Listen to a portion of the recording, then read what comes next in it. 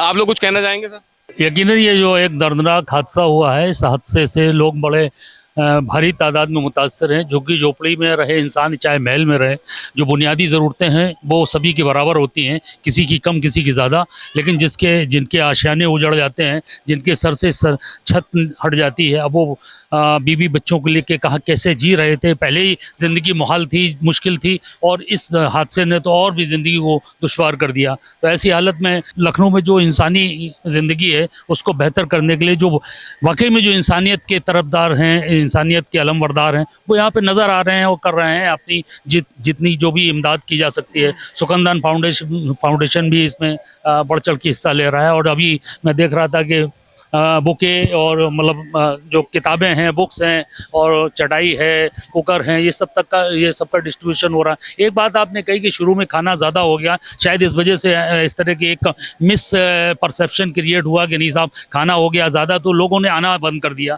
तो मेरी अपील है, जैसे कि भाई ने भी कहा, कि यहाँ पर जो बुनियादी ज़रूरतें हैं उनमें अब खाने की ज़रूरत है, और टाइम से लोगों को सुबह शाम अगर खाना मिलता रहे तो दो वक्त की ज़िंदगी जो है अगर बेहतर हो जाएगी खाने की वजह से, कि लोगों को कम से कम भूखे पेट ना रहे हैं। प्यास जो है, शिद्दत है, गर्मी की शिद्दत है, तो जाहिर सी बात है कुछ पानी का इंतजाम हो जाए। तो इस तरह की चीज़ें हैं। तो जो लोग इस तरह का जो काम कर रहे हैं, एनजीओज कर रहे हैं, जो भी लोग कर रहे हैं सोशल वर्क, उनसे मेरी अपील है कि वो इस फूडिंग पे थोड़ा फोकस करें। फूडिंग की यहाँ पर शॉर्टेज हो रही है।